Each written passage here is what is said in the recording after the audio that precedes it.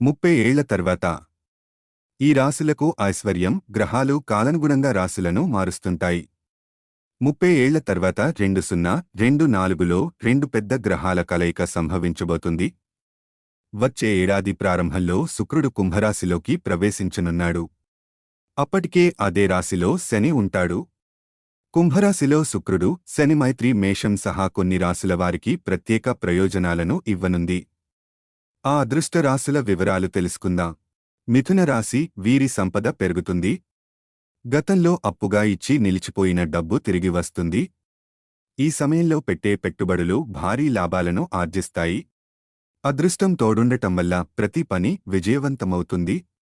తద్వారా భారీగా లాభాలను ఆర్జిస్తారు. వృత్తి, ఉద్యోగం, వ్యాపారంలో ఉన్నవారు మంచి వృద్ధి సాధిస్తారు.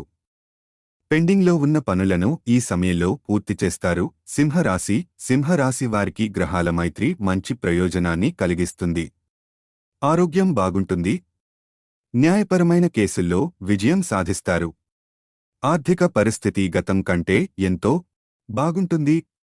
కెరీర్లో పురోగతి ఉంది. ఆదాయం రెట్టింపవుతుంది. కుటుంబంతో కలిసి విహారయాత్రకు లేదంటే తీర్థయాత్రకు వెళతారు.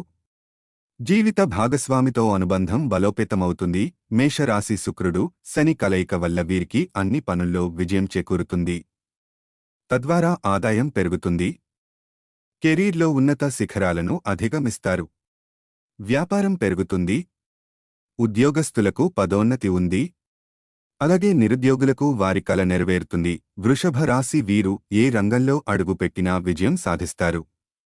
ప్రమోషన్ కోసం ఎదురుచూస్తున్న ఉద్యోగుల కోరిక నెరవేరుతుంది.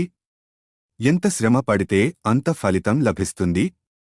కుటుంబ సభ్యుల మధ్య ప్రేమానురాగాలు వెల్లివిరుస్తాయి.